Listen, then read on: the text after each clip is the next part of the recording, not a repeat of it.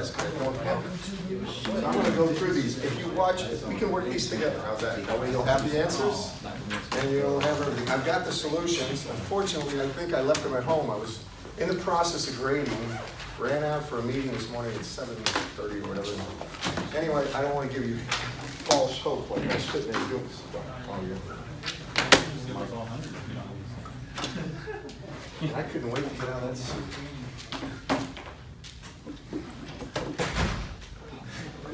I was raised Catholic all my life.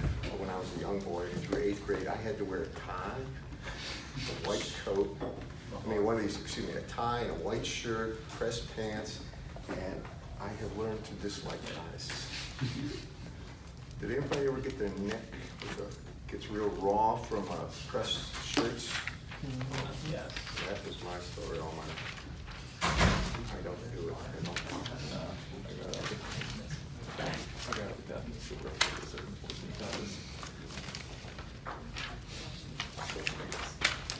press on ties, the kind you don't even have to tie? Is that what you just said? What? What did you say? Oh, I went to a Catholic school too, but I got out of there where they started making ties a mandatory thing. Well, ties. If you haven't been in my world, you don't know what it's like. You see, when you're growing, your shirts get tight around the collar. They have to be buttoned, so you have this continual red, abrased neck. And I've learned to affiliate that with the abuse that I took. Anyway, this is problem 1. I'm going to do this. This is your standard shielding problem. There was no tricks in this at all. I assume people did very well on this test. I've just looked through it a little. I don't really know that for a fact, but a lot of the answers are right, from what I can tell. So for this one, compute the shielding effectiveness. And shielding effectiveness is simply equal to 20 times the log of the magnitude. And I'm going to do it this way to be consistent. This is the transmission coefficient through the first media, transmission coefficient through the second media times e to the minus alpha times the thickness. Now, in general with the shield, we just change the values. We're going to have a thickness here, and I call the thickness D. Let me see if I can get a different pen. We can work this, if you get your calculators out, we'll get the answers to you right now, even though I've got them at home.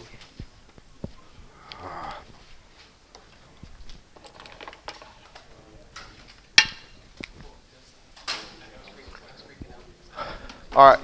Now, what alpha is, let me just tell you this. Some people say alpha is 1 over the skin depth. That's absolutely right. It is. And in general, we had a thickness D, so the way it looks like is this. You have an incoming wave E incident here.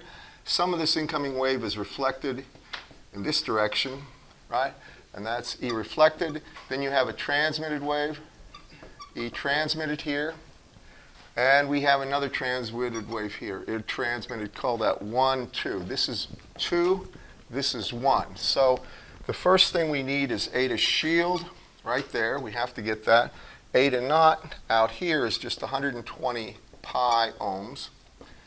So for the shield, eta shield, you can help me out on this, is equal to the square root of j omega mu over sigma plus j omega epsilon. That's technically what it is.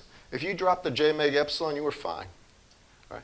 It was no problem. For this one, there were 2 values, and I'll put them, I'm going to do the first one. Sigma was equal to 5 times 10 to the 6th. And that's going to be 1 over meters. Mu relative is 1,000. And epsilon was epsilon naught, where epsilon relative is 1.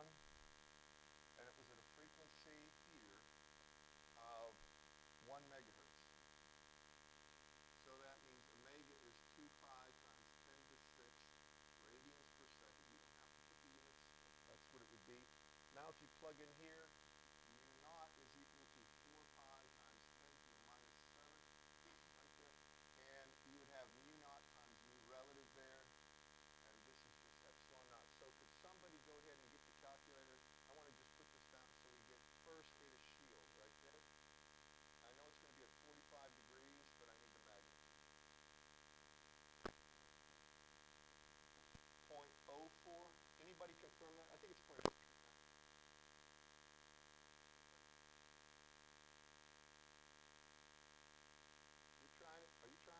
just trying to calculate this. Okay, just confirm that. I think it's 0.0395, something like that. Is that what you got?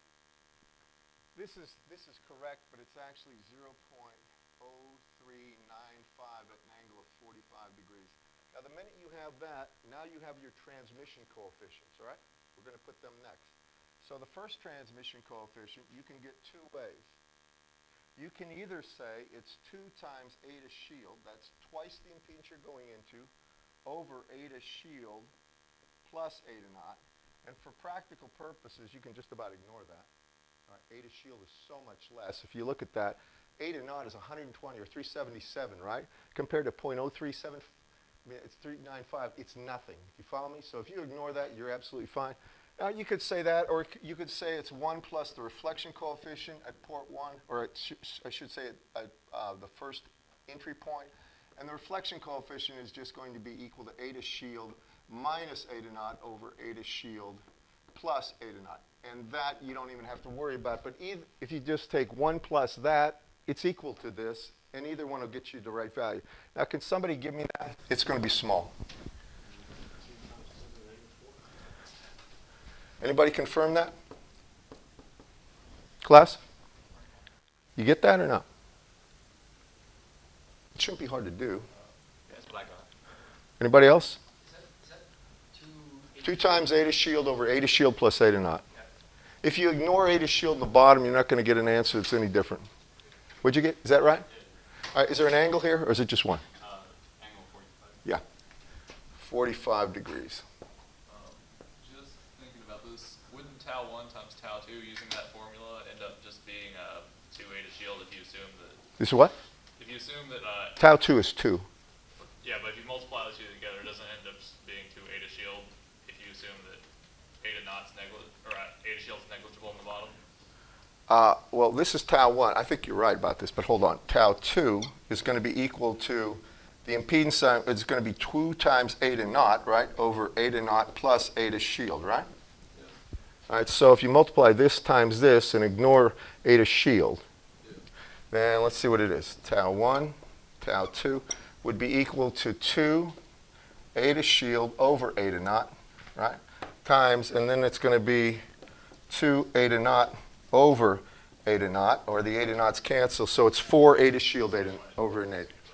That's what it'll be about 4. It'll approximately be equal to 4 eta naught. No, I'm sorry, 4 eta shield over eta naught. That's about what you're going to get for tau 1, tau 2. You're right about that. You can do that multiplication. Now, the next thing we have to do is get alpha there. And alpha is the attenuation coefficient. I'm going to put down 2 ways. First, in general, the propagation coefficient is alpha plus j beta. You'll never go wrong using this. I'm going to just tell you. If you wonder if it's a good conductor or not, just go right for this. And that's equal to the square root of j omega mu naught, mu relative, times sigma plus j omega, and this is sigma shield, by the way, plus j omega, and this is going to be epsilon here, which is just epsilon naught. That you'll never go wrong at. So if you take the real part of gamma right here, that is alpha. That's one way. The other way, a lot of you did it, I think. You just said, well, I know that alpha is 1 over the skin depth, right? And that means it's square root of pi f mu 0 mu relative times sigma. And that'll get you the same thing. Either one will get you the same thing. Do you follow me, class? How many did it with the skin depth, 1 over skin depth? How many did it this way? Okay, about 50-50 split for the people we have. It doesn't matter. Either one gets the same value. So can you give me this value? Remember, eta on this one, 5 times 10 to the 6. Mu relative is 1,000. Mu naught is 4 pi times 10 to the minus 7th. And f, oh, yes? I was going to let you finish, but since is that relationship always true? Like alpha is equal to 1 over. If it's a good conductor. If it's a good conductor. So only if it's. Doesn't have some eta naught term that we're, or not eta naught, epsilon naught term that we're ignoring. If you had you're talking about like an epsilon double prime thing. Like there was a non-negligible. Then you can't use the skin depth. Formula No, it won't. Yes, then you can't use this. This is only for good conductors. Only for good conductors can use the skin depth as 1 over alpha. If it is a marginal conductor, where the actual displacement current is about, current density is about the dielectric, is about the conduction current density, if sigma is about omega epsilon in magnitude, can't do it. Then you have to go right from this formula and take the real part. But anyway, what did you get for alpha? Someone? One what? 140.5 times 10 to the third? Yeah. All right. Now, the thickness on this one was 2.54 times 10 to the minus fifth over 2, because it was half a mil thick. So 2.54 times 10 to the minus fifth is going to be 1 mil, and half of that would be 2.54 over 2 times 10 to the minus fifth. So D, put it right here, was equal to 2.54 times 10 to the minus fifth divided by 2. And that makes this term E, I'm putting all these things down, to the minus alpha D equal to what? Go ahead. There's my alpha. There's my D. What do you get when you multiply them together and take it to E to the minus that? I think most people did this, by the way, from what I can tell.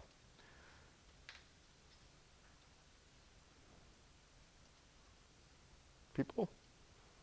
0.168. Anybody confirm?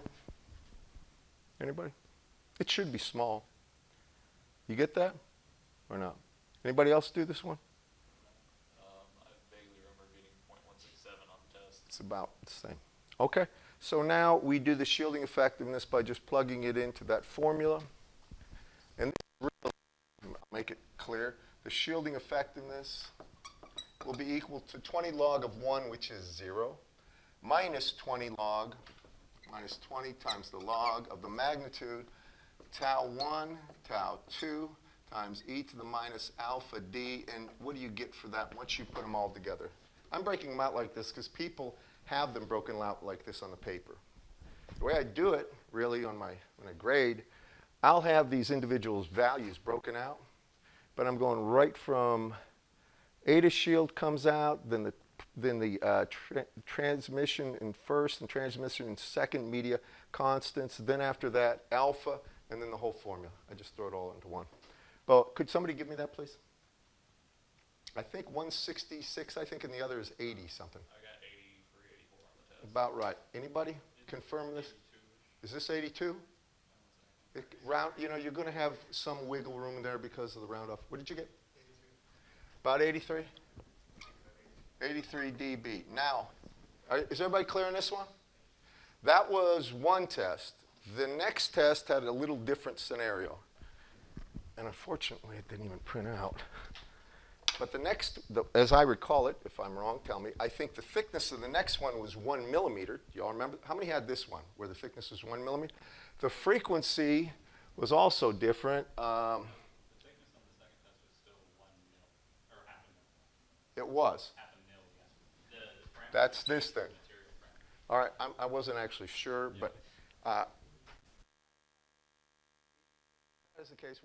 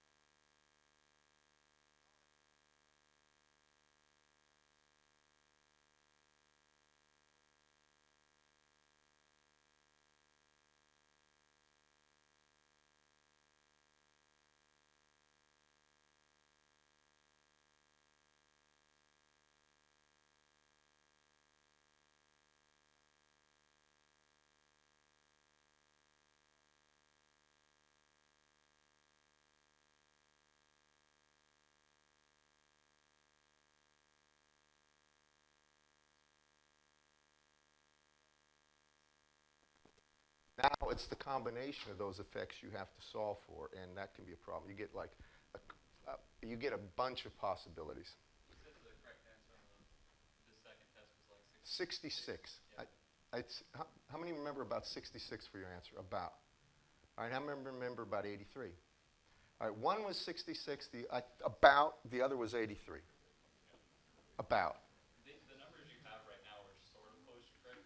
These give 69 as their shielding effect. With 5,000? Yeah.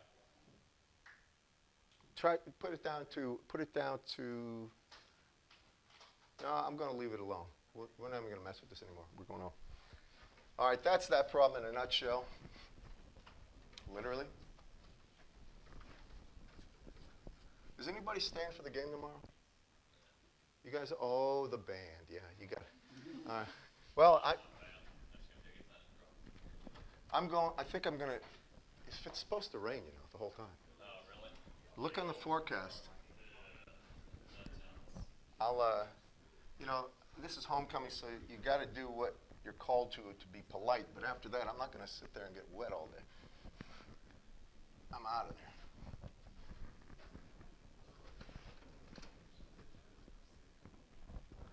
I'm getting old and cranky, though. I started watching with a big screen TV. You can have a sandwich and stuff. All right, that's that. I'm sorry, just telling the truth. Riggs says it best. I can sit back, stretch out, eat what I want, drink what I want, and not worry about anything.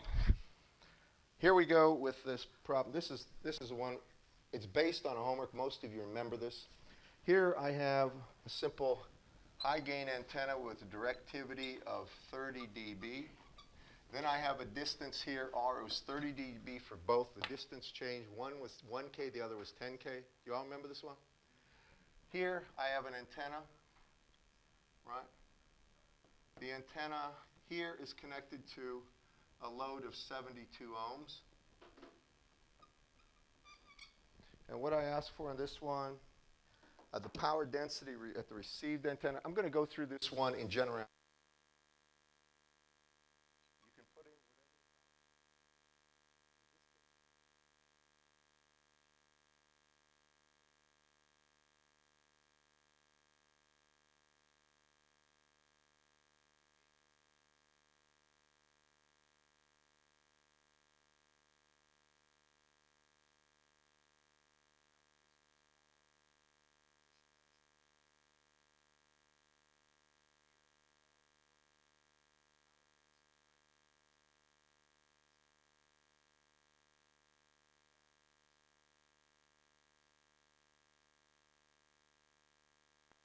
2 squared. That's as if it was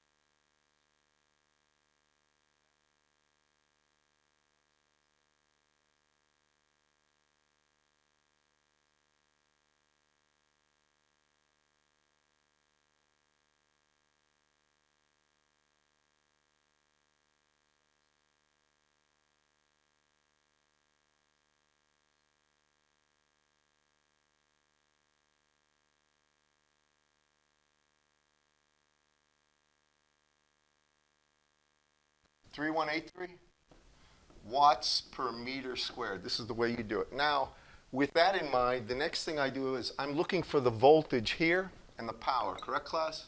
I think it's VL. I'm looking for the open circuit voltage. So first, the open circuit voltage. Most of you had this down.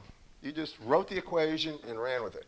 The thing about this is a half-wave dipole. So this is a lambda over 2 length dipole, which translates to a gain of 1.64. Do you all remember this, class? That was the only thing you really had to recall. If you did enough problems, it stuck with you with no problem. So now I get my V open circuit here. I'm going to need your help. It's the square root of 4, right? And, I'm sorry, I didn't get P received. That's the average power density. I need P received first.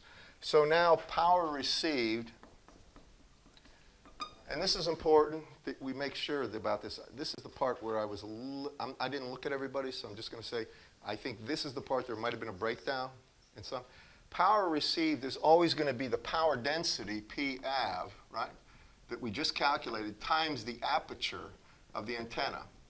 And that's going to be P av, which we just calculated, times lambda squared over 4 pi times the gain of the antenna. That's the gain of lambda over 2. So this comes down to be equal to P av, right, times lambda is going to be C over F squared. The gain is 1.64. Then it's divided by, in this case, it's divided by 4 pi. And you can give me that. Frequency on this one was 500 megahertz.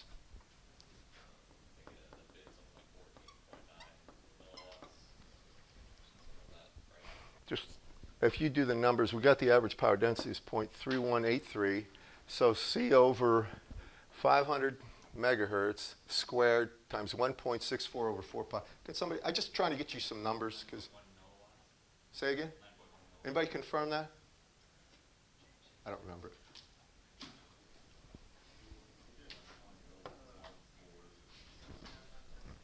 Do it again. All right, C over F is the wavelength, right? C is 3 times 10 to the 8th over 5 times 10 to the 8th. So it's 3/5 or 0.6 squared, right? That's 0.36 right there times 1.64 over 4 pi times P av.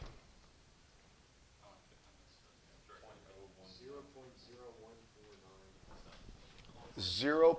Say it again. It's just 14 milliwatts. 0. All right, so that's watts, right? Is that right? Yeah. All right, that's watts though, not milliwatts, okay? It's 14.9 milliwatts. Now we get the VOC. Once we have that, VOC is 4 times that, which is P received, times the radiation resistance. And I gave that to everybody in the class as 72 ohms. I don't know if you remember that, but I did times 72. And what do you get for that? Anybody confirm that? I think that's right. I think that's right. 2.09 volts, right? Correct, everyone? Remember, that's volts peak. It's not RMS, volts peak. Now, after that, I'm going to draw the circuit. So the circuit of what the antenna looks like, the receiving antenna, is VOC. Then you put the antenna impedance in here. And I said it's cut down on purpose, so it's just 72 ohms. There's no reactive part. So this is just going to be equal to 72. And then my load is also 72, which is nice. And now I want this voltage. That's one of the things I want. Can everybody see that voltage is exactly half the actual VOC, the voltage at the load, because they're identical resistances or impedances? Do you all agree with this, class? How many see this? All right. You guys good with that? All right, so this is just going to be VOC over 2. That's it. Now, if you wanted the current here, and some of you did, if you wanted I right there is just going to be VOC over 2 times 72. Do you agree with that? That's it, too.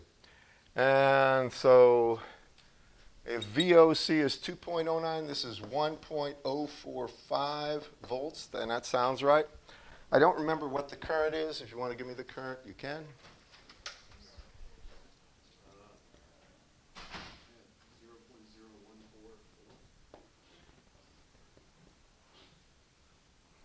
Okay. Now, for the power received, or power at the load, I mean, P at the load would be equal, and it can do it either way. You can do it a lot of 1/2 squared over R of the load, or 72, or it can be 1/2 times magnitude of I squared times R of the load, which is 72, or it can just be 1/2 times magnitude of I load times magnitude of V load. Either of these, any of those three will get you the same exact answer. You follow me, class? They must. These are peak guys. So pick one and tell me what it is.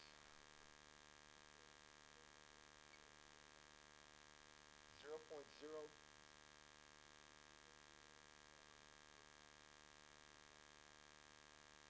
That's exactly right. You're right. So just see power by but you're right. Now, this is, some people say, well, where'd the other half of the power go? I've gone over this a couple of times. What happens is only half the power is dissipated. The rest is reflected. It's scattered back. It's re-radiated. You follow me? And even when it's matched, you can best get half the power you catch back. The rest is re-radiated. And we can't help that. And there's probably some of you that are very smart that are thinking, well, what about stealth technology? Doesn't it absorb everything? No. Nothing we can do will absorb everything in terms of this. You follow me on that class? If you have an antenna. Now, a surface can, but in a surface is not going to. That's an important difference. This is an antenna. Right? So remember that. A surface can absorb everything. Right? We can have perfect transmission into a surface, and it can short out. There's an alpha diffusion. But an antenna can, and that's a very important distinction. So remember this. When they have all those stealth jets and stuff that are out there, their antennas just illuminate about where they still have miles, they'll still give them away. Because they have to have an antenna. They have to have a forward-looking radar on these things. You got to understand it. There may be gimmicks where they can put a surface on the front of it. It becomes transparent when it's electrically polarized, and it's not exposed, but they still are not. They got any antennas, they're going to be able to get a reflection signature from them if they're hitting at the right angle. Just remember that. Okay. All right, that's that problem. And you know, for the other problem, the only thing that changed was the dimensions went to 10 kilometers in terms of R, and everything else was the same as I think. The load power might have been different, but I'm not absolutely sure.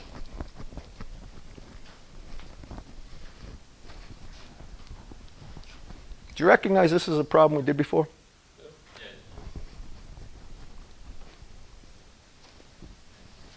I made sure there were no things like that waveguide problem.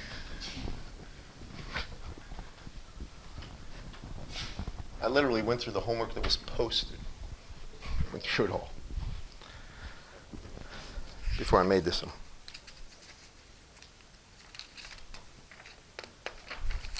Next is the impedance matching one.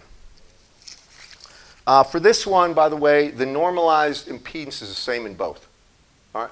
The normalized impedance. The characteristic impedance is 50 in one and 100 in another, but the normalized value is the same.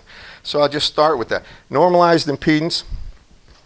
Here first for this one, it says Z naught equals 50, and it says Z load is equal to 80 minus J 50.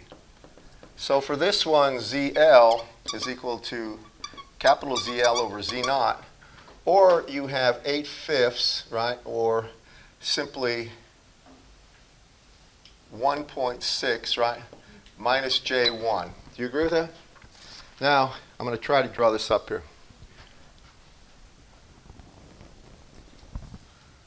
Take our rotate. Yeah, I think it was plus J50. I'm sorry, my eyes. Forgive me. There. My bad. My eyes just sometimes aren't what they used to be.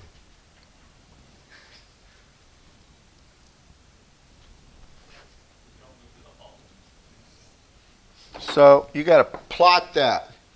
Now 1.6 is a circle like this, if you look. But J1 is this guy right here, where it goes from here straight up here. This is ZL, and that's 0.1, and I hope you label it right. I didn't look through many of these. So that's the first point I'm looking for. Now, the next point, first it's inside the 1 circle. This is the R equal 1.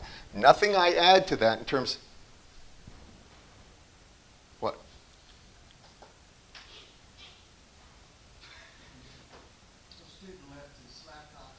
Oh, anybody leave a laptop in Dr. Gross's office? Can you flip it open and see if his name's there? Turn it on. These kids will know where he is, probably. Oh, it's definitely mine. All right, follow me, guys. It's inside the one circle. We can't do anything. We got to go 1 over this. Do y'all agree? So now we know we're going to add a shunt element. We come over here, and this is YL. It's just 1 over ZL, or just take a line, draw it straight through, and make it this length, that length. Agree? Now, with that, here's my load. Normalized load's here. First element we're going to put on it is going to be a shunt element for sure. Which one, though? We come here, and there's 2 possible paths. We can go this way, right? Or we can go this way. Well, that's a terrible drawing. We can go, it would be like this, something like this. We can go either this way, or we can go this way. Now remember, we're in the admittance domain. So if we go this way, it's negative admittance as an inductor. If we go this way, it's a capacitor. I think I state in the problem something to the effect, I don't think there's any restriction. You could do either one. There was no restriction. determine the specific lumped element at 300 megahertz. You're right. So there can be 2 possible solutions. We do both. That way we can't miss. All right?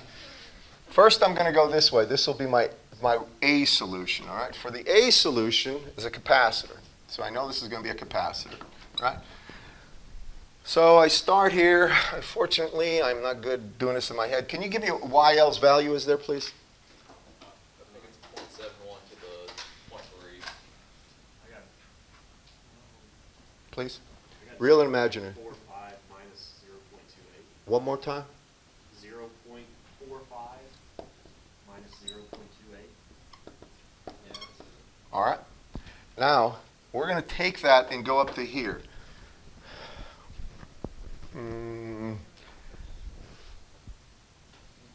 Has anybody got a rotated Smith chart? Like I said, I think it's not there. 0.71J. No, that's a real Smith chart, not rotated. Sure. What? I think it's 0.071J, or 0.71J, I mean 0.7. 0.7J, and the real part is going to be 0.45. Not that value that we changed in J to 0.7J. All right, delta is going to be equal to J 0.7, right? So if you take 0.7 and subtract 0.28 from it, what do you get, 0.42? So this is going to be plus J 0.42, and it's got a real point of 0.45. Would you do me so this is 0.2, this would be 0.3 of the A solution. You agree, class? Now, when I'm there, do me a favor, take that and take 1 over it. 1.19 minus. That's 1.19? Probably. I think I got 0.45 as the J. That helps. Try 0.45. Nope. Still. Go ahead and do it. I think that'll bring it down. I got the 1.1 minus 1.1. We got Yeah, it's 1.1. too bad. I think it was 0.5. I have 0.5. 0.42. Try that. I seem to remember that. Yeah. Try that one. What do you get? 0.5 plus J, 0.42. Well, I think it's 0.45 plus J 0.5. All right?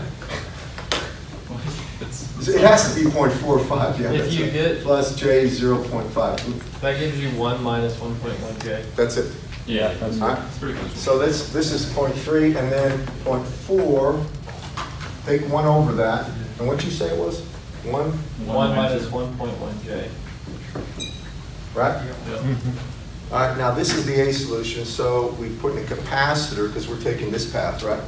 And we know that that's actually got a value of J 0.7. Now, when I look at this, I'm back in the impedance domain. I got to get rid of minus J 1.1. That's adding an inductor. So I know I'm going to have an inductor here. And that inductor will have normalized impedance of J 1.1. All right, so now we can get L and C pretty straightforward. Do you agree with me?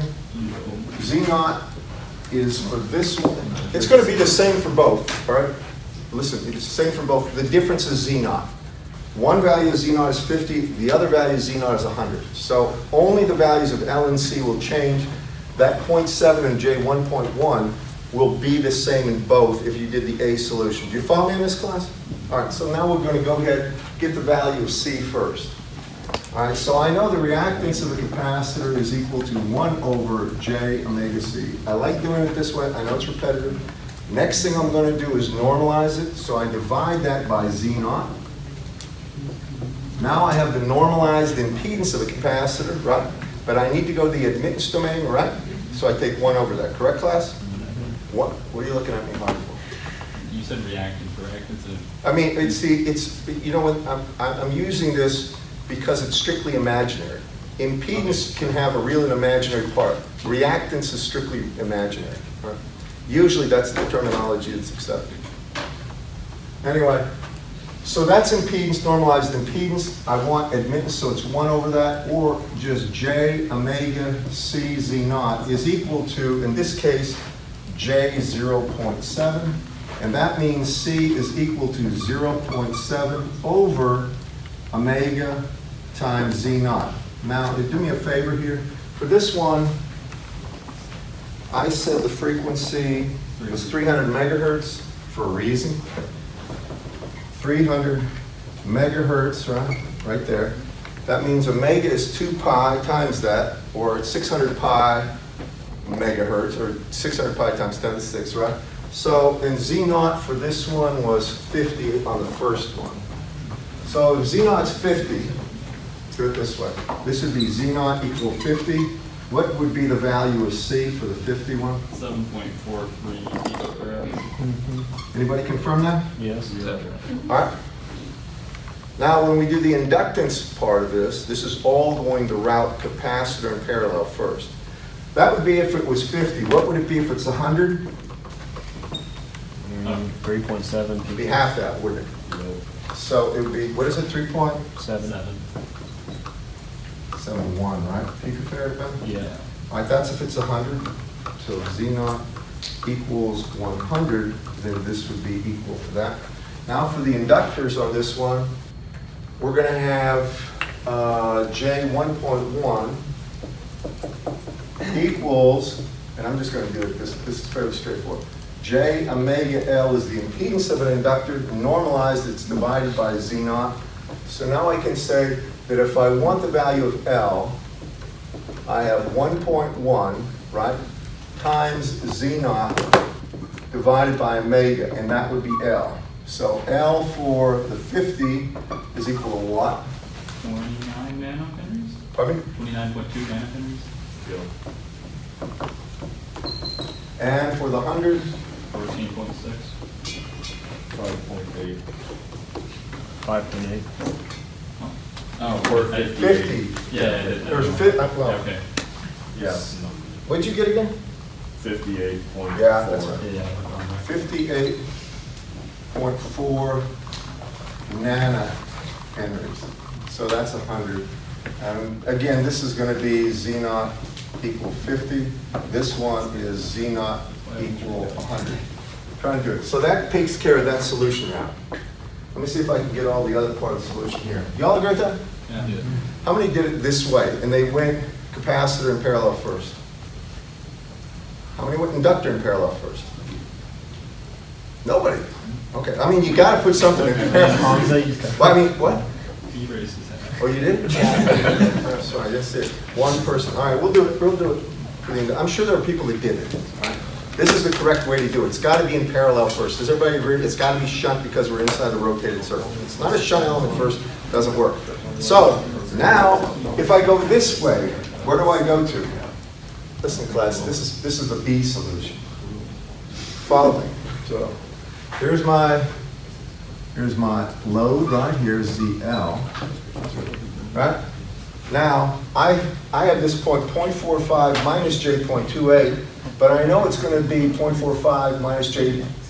It's going to be, this point will be 0.45 minus J 0.5. I know that, don't I, class? Yeah. All right, so how far did I move from here to here? I added a negative one. Take 0.28 from 0.5. 0.22. Point what? 0.22. Yeah, but it's going to be, this is actually going to be an element where it's going to be an inductor, but it's going to be minus J 0.22. Do you agree with me, everybody? Minus J, though, not plus. Agreed? So now I'm down to here. This would be 0.2, this would be 0.3 prime there, correct? Now here, my value at that point is going to be equal to 0.45 minus j 0.5. It's just the conjugate of that point. All right? The conjugate of the point we went to at first. Agreed, everyone? So we go down here, and now we take 1 over that, and now I'm up here, and I'm going to have 1 plus j 1.1, if I did it right. All right, so this point is going to be 1 plus j 1.1, correct? Everybody with me on this one? So now I've got that, and now I'm going to have to put a box here, and it's going to have to be minus j 1.1. And now again, I didn't put in the inductor symbol here. Maybe I should have be consistent with what I did before. But I know that's going to be an inductor, and it's an admittance. Correct, class? So first for an inductor, I always do this. X sub L is equal to j omega L. Normalized divided by Z naught. The normalized admittance is 1 over that. So I have Z naught over omega L with minus j here. Now I'm just taking 1 over the normalized impedance. That's all I'm doing. I think everybody sees that. And that has to be equal to minus j 0.22. Or I can say now that Z naught over omega L is 0.22. Or I can see L is going to be Z naught over omega, right, times 0.22. Can somebody give me that and do it for...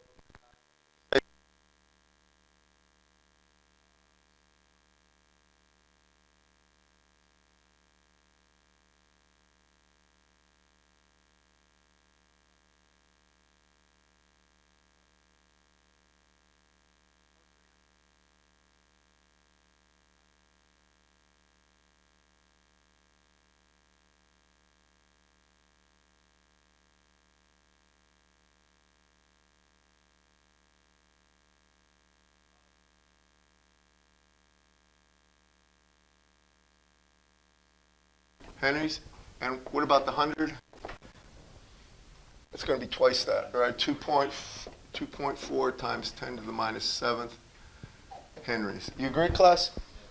All righty. So that's the inductance, and then for the capacitance, this is the L, and this is the C. For the capacitance, I'll do it right here. I know the capacitive reactance is equal to 1 over j omega C. Normalized capacitive reactance is just 1 over j omega C Z naught, right? That's normalized impedance, right? That's what we need, correct, class? Because we're in the impedance domain. And we know that's going to be equal to minus j over omega C Z naught is now equal to minus j 1.1, or I can see that what? I want C, so I can see C is equal to 1 over omega 1.1, right, times Z naught. And what do you get for this? And let me put it this way. I'll put C 50 here and C 100 here. 9.65 Picofarad, is that right? And so the 100 is half that? Yeah. So, okay. Now those are the possible solutions. All right. It has to be a shunt first, series second element. 2 possibilities. Got it, class? Last problem. This is the S parameter one. I took this right out of the book, by the way. I don't know if you realize it. This is a problem right out of the book. So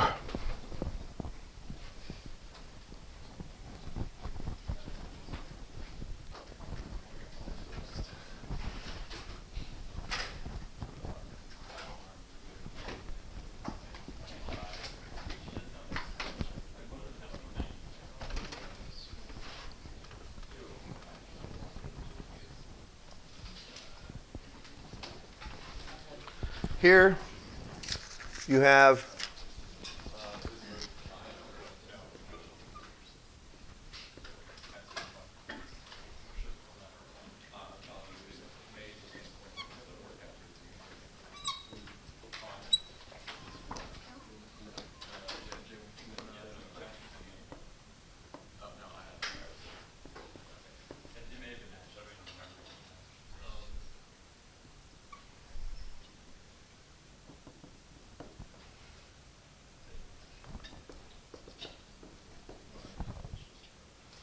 And this one didn't have the frequency down, and I said it was 10 to the ninth during class. Do you remember that? 10 to the ninth? Remember during class I give the frequency, because it wasn't on the paper. I think your capacitance, the reactance was like negative J159.5. All right, well, that was 10 to the ninth. So that means this capacitive reactance, go ahead and give it to me. So that's 1 over 2 pi times 10 to the ninth times 10 to the minus 12. So it's really 1 over 2 pi. 159, it sounds right. Yeah, is that right? Yeah. So it's minus J 159 ohms, right? And this is E naught is 52. This is pretty straightforward. Here, these are matched, all right? Nothing is coming back at them. So when I want S11, I'm really looking for the reflection coefficient at port 1, right? So I need to find the impedance looking into it. I'm about out of time. I'm actually 1 minute over. Just listen to me. The 25 and 50 right there are going to be added together. So you're going to have 75 ohms in parallel with minus J159. Do you all see that? That's the impedance you're going into. The impedance you're coming from is 50. So the reflection coefficient is going to be equal to, at port 1, is equal to S11. And that's equal to the impedance you're going into. So it's 75, quantity 75 in parallel with minus J 159 minus Z naught over 75 in parallel with minus J 159 plus Z naught. That's the reflection coefficient, and I don't know what that is, but that's S11. S21 is going to be the transmission coefficient at port 1, which is 1 plus the reflection coefficient at port 1. I'm going to go through this. One of them was just the inverse of the other because I turned the thing around. So your S11 here would be your S22 for the other test. Do you follow me, class? I literally just turned them around. Here, the transmission coefficient is 1 plus the reflection coefficient. Once you have that, now you've got the voltage just on that inside of that filter. That's how much transmitted into. Now you have to find the amount developed there. So it's 50 over 50 plus 25 or over 75. So it's times 50 over 75, and that will be S21. Do you all agree with that, class? How many understand this right here? I know I'm late. Forgive me. I'm just trying to finish this. Now, when we get S22, the reflection coefficient looking into this port, it's important. You see, now we're going to have 25 plus, and it's 50 in parallel with minus J159 that you're looking into. Do you all understand that? How about if I put these solutions up? Because I'm about 4 minutes over. I'll put that one up. But this is a straightforward problem. It's based on a problem in the book. I changed the value. I think it was 50 ohms. I made it 25. That's the only difference. All right. I'll get them back to you, and I apologize for not having. I have been busy as heck, and I still am.